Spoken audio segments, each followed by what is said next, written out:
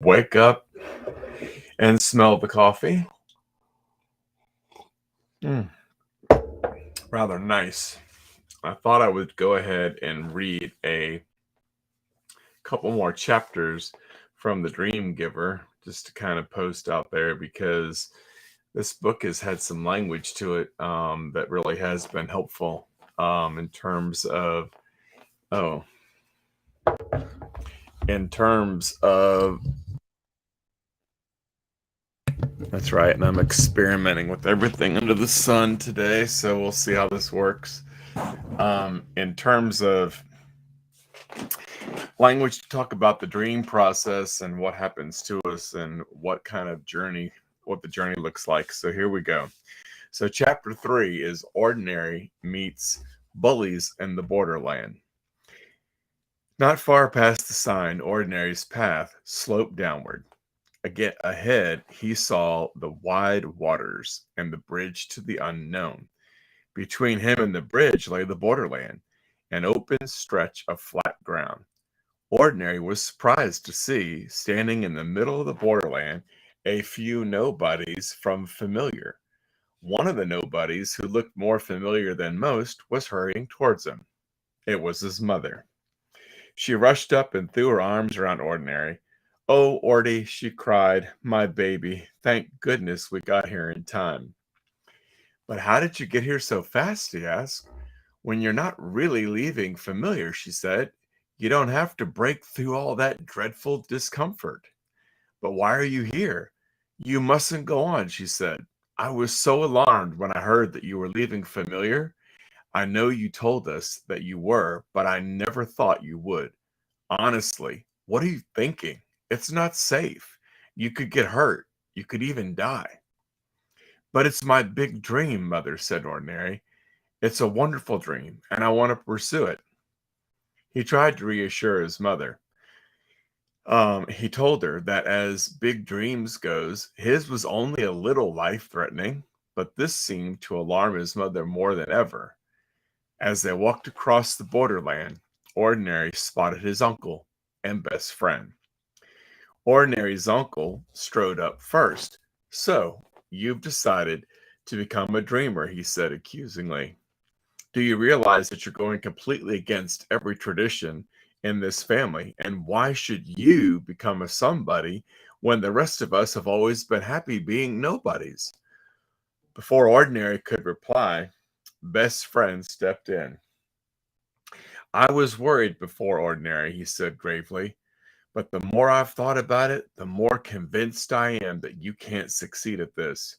I can't stand by and watch you go down in defeat." Ordinary was speechless, bewildered. He heard a rumor about border bullies, but he had supposed that if it were true, bullies would be nobodies he didn't know. He never imagined they'd be some of the nobodies who knew him best.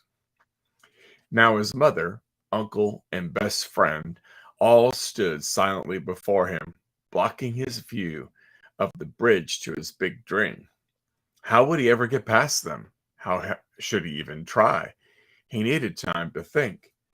He asked his bullies to wait for him. Then he walked alone down to the water's edge where he sat on a large rock. Looking out over the wide waters, Ordinary thought and thought. He thought until he began to think that maybe his bullies were right. Maybe he was wrong to pursue his big dream. Then Ordinary heard a voice call his name. When he turned to see who it was, he recognized a somebody.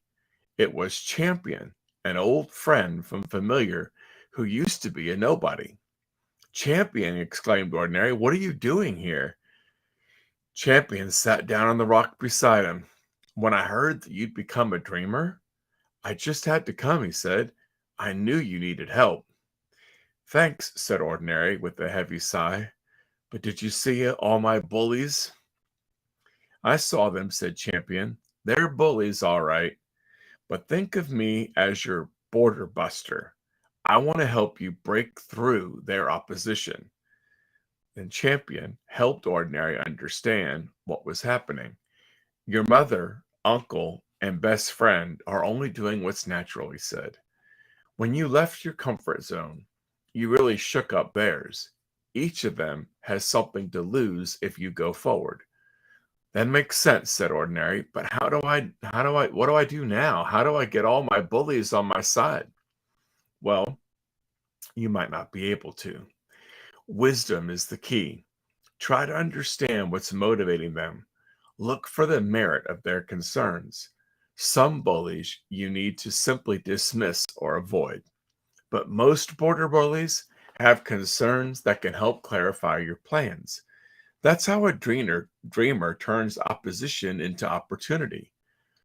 When Champion stood to leave, he said, "Hold fast to your dream, Ordinary.